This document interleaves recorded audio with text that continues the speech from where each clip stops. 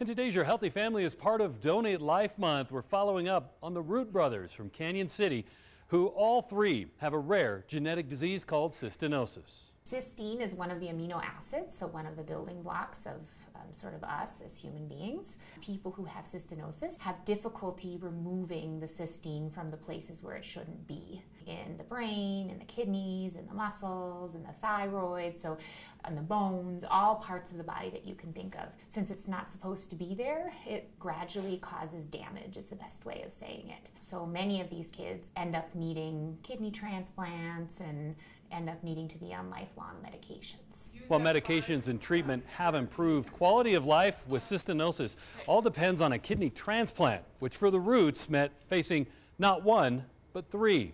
It's scary. When you go and you talk to you find out your child needs an organ, you're willing to go jump in there and say, hey, you know what, take mine. But when you hear from the surgeons and the doctors saying you got two others, what if we can't find a donor for them, but we can find a donor for him? You know, and you're sitting there going, okay, you know, then I have to, have to save my kidney. And you hear the stories about people waiting years and years and years on dialysis and different ways of just waiting, and they're getting worse and worse.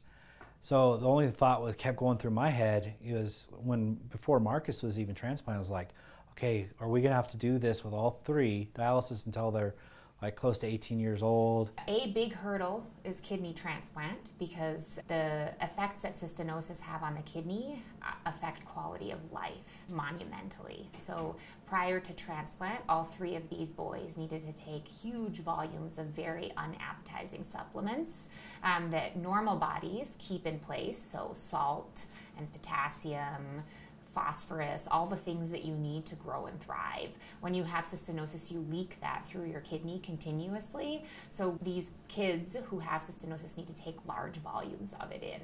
And they're not very palatable, so oftentimes it's, variations of forms of baking soda, and you can imagine drinking that in water in very large volumes when you're a very small kid is not easy. So many kids with cystinosis, in part because of the number of supplements they need and also because they don't grow very well, end up needing the G-tube. First up was the oldest of the three for a new kidney, Marcus. Marcus got his done almost going on 3 years, June 23rd. He's been doing really good. Austin was actually transplanted next, which was July 24th of 2018. He has actually been thriving and doing so good. And then on September 15th, 2018, this one was transplanted. And his recovery was just, he saw how well Austin did. He just wanted to do better. His competition between him is like, I want to do better. I want to be able to get up out of that bed faster. I want to be able to be off the pain medication faster. I want to be out of the hospital faster. Everything was, I want to wait. And then as soon as they got together back at the Ronald McDonald House in Denver, they were just playing like no other, like nothing had happened. While still facing numerous health challenges, with the gift of a new kidney, the boys' overall quality of life skyrocketed.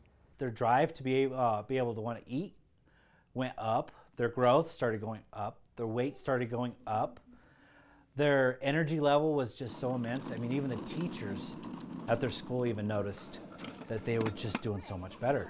When the new kidney goes in and the old kidneys don't work anymore, the need for supplements essentially goes away. So quality of life is improved incredibly. And then they get all the benefits of having a normal kidney again, meaning it helps with growth, it helps with all the other things that normal healthy kidneys do.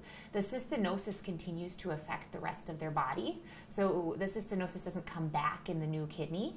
The new kidney is protected per se, but the cystinosis is still there in the rest of the body. So it's super important that kids with cystinosis and then adults, when these boys are adults, continue to take sort of the medication that helps scavenge the cysteine from the places where it shouldn't be. Even for the boys' parents, how immediately they were doing so much better brought a new norm. They actually just thrived. They got up, they started running around. They were completely different people. We're sitting there going, holy cow, we have to get to know these guys now because these guys are so much better. We have to get to know them more. You know, you're relearning your own child that you've sit there and watched from birth. Yeah. And, you know, they basically just became a whole different person, but a better person. And their attitudes on life is so much better. And before the end of Organ Donation Awareness Month, We'll see how these boys are doing today and the one thing they hope each and every one of us will do. For Your Healthy Family, I'm Ira Cronin. For more health stories, head to yourhealthyfamily.com.